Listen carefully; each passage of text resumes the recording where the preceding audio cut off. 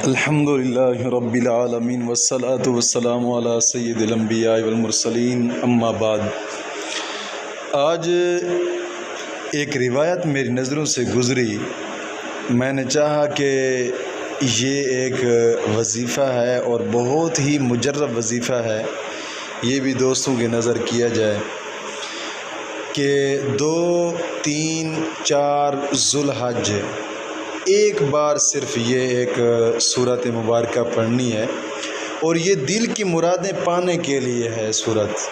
ایک بات یاد رکھیں کہ جائز مقصد سامنے رکھیں، کوئی سی بھی حاجت ہو،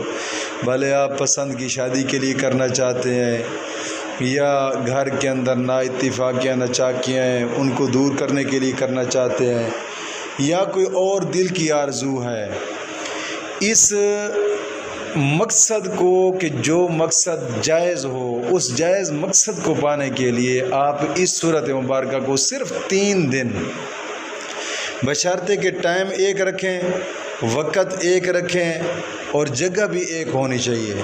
نماز کی پابندی ضروری ہے، جس طرح کے اور ویڈیوز میں شرائط ہوتی ہیں وہ شرائط مد نظر ضرور رکھیں،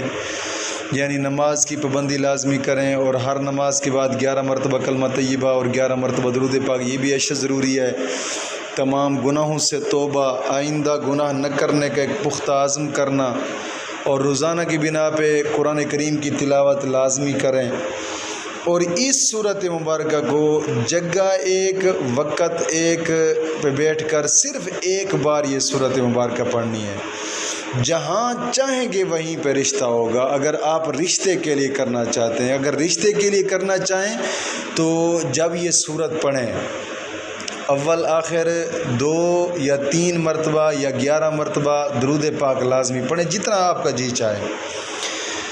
درود پاک پڑھ کر پھر اس صورت کو 1 مرتبہ پڑھنا ہے، اور 1 مرتبہ پڑھ کر پھر آنکھیں بند کر کے تصور کر کے 5 مرتبہ پڑھنا ہے، لا الہ الا انت سبحانک انی کنت من الظالمین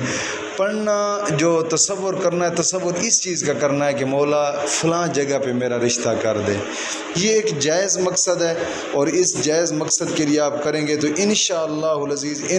العزیز اللہ کے فضل سے ان 3 دن کے اندر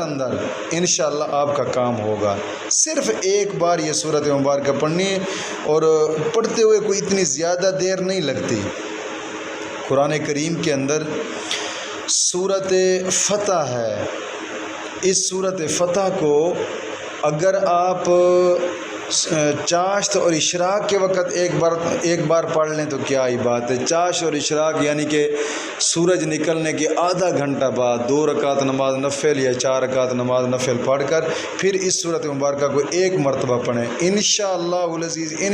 العزیز جہاں چاہیں گے وہیں پہ رشتہ ہوگا انشاءاللہ العزیز۔ مولا کریم دین متین کی سمجھ عطا فرمائے۔